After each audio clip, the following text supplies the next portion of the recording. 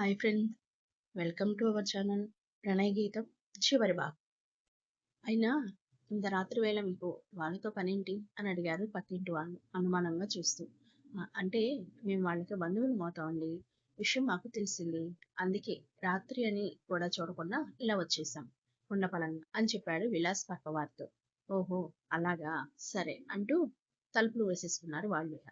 విలాస్ నాన్న నాన్న అంటూ వచ్చి తండ్రితో విషయం చెప్పాడు. దినేష్ కొడుకు చెప్పింది విని ఆలోచించిన అతడికి ఏదో అర్థమైంది. దాంతో ఓహో అదా సంగతి. ఒరే విలాస్, నీకు ఇంకా అర్థం కాలేదా? వాళ్ళు చెప్పింది విని కూడా ఆ ఆత్మ నా తండ్రి నీ తాత అయినా యుగంధర్ అయి ఉంటారు. పద, మనం కూడా అక్కడికే వెళ్దాం అని కొడుకుని తీసుకుని కొంతమంది రౌడీలను కూడా వెంట తీసుకుని శ్మశానం దగ్గరికి వెళ్తాడు దినేష్.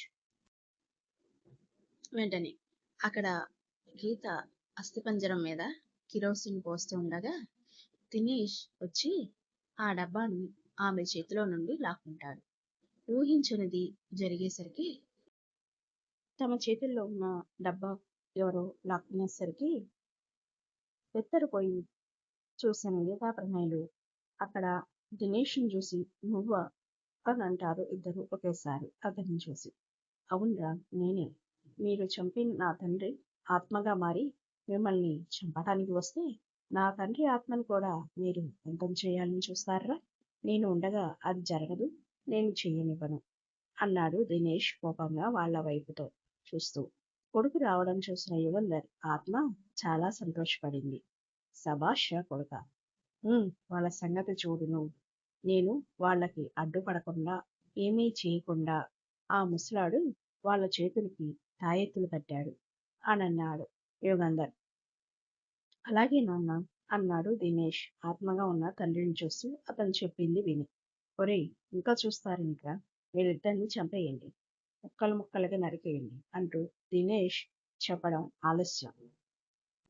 ఒక 10 మంది రౌడీలు కత్తులు కర్రలు పట్టుకుని గీత వాళ్ళ దగ్గరికి వచ్చారు. అది చూసిన ప్రణయ్ తన ఒంటిపై ఉన్న షర్ట్ తీసి గీతకి ఇచ్చి ఆమె వైపు చూస్తూ, గీత, స్వామీజీ మన ఇద్దరం కలిసి పని చేయాలి అని చెప్పారు కదా, కానీ ఇప్పుడు అనుకోకుండా వచ్చిన ఈ అతిథులకి మర్యాద చేసి బుద్ధి చెప్పాలి కదా, అందుకే నా షర్ట్ తీసిచ్చాను నీకు. ఇది నీపై వేసుకుని చెయ్యాల్సింది చెయ్యి. నా షర్ట్ నీ దగ్గర ఉంది కాబట్టి నువ్వు నేను ఇద్దరం కలిసి చేసినట్టే అవుతుంది అని చెప్పాడు ప్రణయ్ గీతతో. గీత భయపడుతూనే సరే అని చెప్పింది. తర్వాత ప్రణయ్ స్వామీజీ వైపు చూశాడు. ఆయన శుభం అని అన్నారు వీళ్ళ వైపు చూసి. అంతే, వెంటనే ఎదురుగా వస్తున్న ఒక రౌడీని తన చేతి పిడికిలు బిగించి పట్టుకుని అతడి పట్టులో ఒక గుద్దు గుద్దాడు దాంతో వాడు వెళ్ళి అవతల పడ్డాడు. అలా ఆ 10 మంది రౌడీలను ఇష్టం వచ్చినట్టు కొట్టాడు కోపంగా ప్రణయ్. ఇక వచ్చిన రౌడీలు ఎవరూ కూడా మిగల్లేదు. అది చూసి విలాస్ ప్రణయ్ మీదకి వచ్చాడు రే అంటూ. ప్రణయ్ కూడా విలాస్ మీదకి వచ్చాడు రే అంటూ. ఇద్దరు కూడా హోరాహోరీగా పోరాడారు. ప్రణయ్ చేతుల్లో కొడుకు దెబ్బలు తింటుండడం చూసి ఇహ లాభం లేదు అనుకున్న దినేష్ అక్కడ ఉన్న ఒక ఇనుప కడ్డీ తీసుకుని ప్రణయ్ని కొట్టబోతాడు. దాంతో అది చూసిన ప్రణయ్ పక్కకు తప్పుకునేసరికి ఆ దెబ్బ కాస్త విలాస్ తలకాయకి తగిలింది. దాంతో విలాస్ అబ్బా అంటూ తల పట్టుకుని కింద పడి స్పృహ తప్పాడు. అది చూసిన దినేష్ ఆశ్చర్యపోతూ బాధపడుతూ నాన్న విలాస్ అంటూ చేతిలో ఉన్న రాడ్డుని కింద పడేసి కొడుకు దగ్గరికి వెళ్ళి బాబు అయ్యో అంటూ ఏడ్చాడు. ఆ తర్వాత కోపంగా ప్రణయ్ వైపు చూస్తూ లేచి, ఒరే ప్రణయ్, నీకు తగలాల్సిన దెబ్బ నా బిడ్డకు తగిలేలా చేశావు కదా, నిన్ను ఊరికే వదిలిపెట్టను అంటూ తన నడుం దగ్గర ఉన్న కత్తి తీసుకుని ప్రణయ్ని పొడవబోతుంటే ప్రణయ్ అది తనకి తగలకుండా తన చేతితో పెనుగులాడుతున్నాడు. ఆ పెనుగులాటలో ఆ కత్తి దినేష్ పొడుచుకున్నది.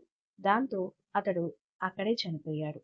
అది చూసిన స్వామీజీ, ప్రణయ్, ఇప్పుడు చనిపోయిన ఆత్మ కూడా యుగంధర్ ఆత్మతో కలిసింది అంటే ఇక వాడిని అంతం చేయడం కష్టం, కానివ్వండి తొందరగా అని అనడంతో అలాగే స్వామి అంటూ కిరోసిన్ డబ్బా వెతికి గీతకిచ్చాడు ప్రణయ్.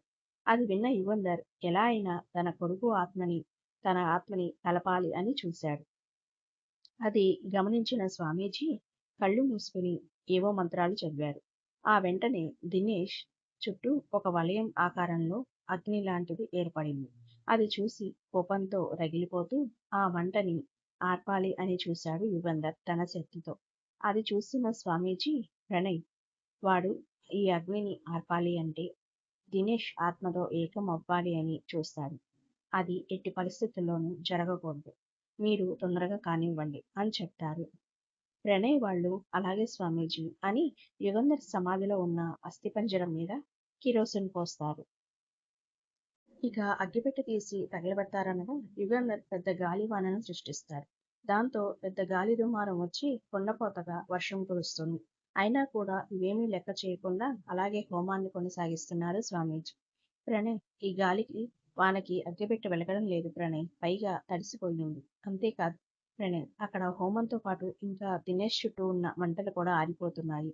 ఇప్పుడెలా అన్నది గీత భయపడుతూ. ప్రణయ్కి కూడా భయం, కంగారు పుట్టింది.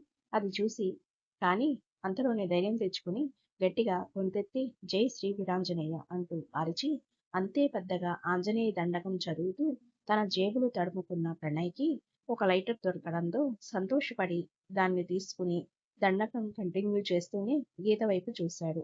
వెంటనే గీత కూడా ప్రణయ్ వంక చూసి తను కూడా ఆంజనేయ దండకం చదువుతూ యుగంధర్ అస్థిపంజరానికి తమ చేతిలో ఉన్న లైటర్ ద్వారా నిప్పు అంటించారు. అంతే. దాంతో అది భగ్గుమంటూ పెద్దగా మండటం, ఇటు గాలివాన ఆగిపోవడం, యుగంధర్ వద్దు వద్దు అంటూ అరవడం ఒకేసారి జరిగాయి. అలా యుగంధర్ ఆత్మ అంతమయ్యింది. దుష్టశక్తి అంతమయ్యింది. చుట్టూ ఉన్న ఆత్మలు కూడా ఆంజనేయ స్వామి దండకం విని పారిపోయాయి. వరుణ్ రఘురాములు ప్రాణాపాయం నుండి బ్రతికి బయటపడ్డారు. గీతా ప్రణయులు స్వామీజీకి కృతజ్ఞతలు తెలిపారు. స్వామీజీ వాళ్ళని ఆశీర్వదించి అక్కడి నుండి వెళ్ళిపోయారు. శుభం భూయాత్ అని అంటూ. చెడు ఆలోచనలు ఉన్న విలాస్ను పోలీసులు అరెస్ట్ చేశారు. అతనికి జీవితకాల జైలు శిక్ష విధించింది కోర్టు. అలా జైల్లో ఉన్న అతడు మారాడు. అతడిలో మార్పు వచ్చింది. కానీ ఇంకా జైల్లోనే ఉన్నాడు విలాస్. తర్వాత కొన్ని రోజులకి ఒక మంచి ముహూర్తంలో గీతా ప్రణయ్ల పెళ్లి అంగరంగ వైభవంగా జరిగింది. బాబు ప్రణయ్, మీ అమ్మగారు అని అడిగిన వరుణ్తో మా అమ్మ నాన్న చనిపోయిన కొన్ని రోజులకే అంటూ ఆగాడు. అయ్యో అవునా, సరేలే ప్రణయ్, ఇప్పుడు ఈ సమయంలో నిన్ను అడిగి బాధ పెట్టాం అంటూ బాధపడ్డాడు వరుణ్. తర్వాత గీతా ప్రణయ్ల మొదటి రాత్రికి ఏర్పాట్లు జరుగుతుండగా ప్రణయ్ వచ్చి వరుణ్ రఘురాములతో మావయ్య, మా మొదటి రాత్రి ఇక్కడ వద్దు అని చెప్పిన అతడి మాట విని షాక్ అవుతూ ఎందుకు అని అడిగారు ఇద్దరూ ఒకేసారి. మావయ్యలు, అది ఏం జరిగింది అంటే అంటూ జరిగింది చెప్పాడు ప్రణయ్. ఓ అదా సంగతి, సరే అల్లుడు, అయితే అక్కడికే వెళ్ళండి ఇద్దరు అన్నారు నవ్వుతూ వాళ్ళు. ప్రణయ్ గీతతో బయటికి వెళ్దామని చెప్పి వద్దు అని గీత చెప్తున్నా కూడా వినకుండా ముహూర్తం టైంకి తనని తన ఇంటికి తీసుకుని వచ్చి ఆమె కళ్ళు మూసి ఒక చోటుకి తీసుకుని వచ్చి ఇది రామాపురంలో ఒక ప్లేస్, ఇది కల్పితం మాత్రమే ఫ్రెండ్స్.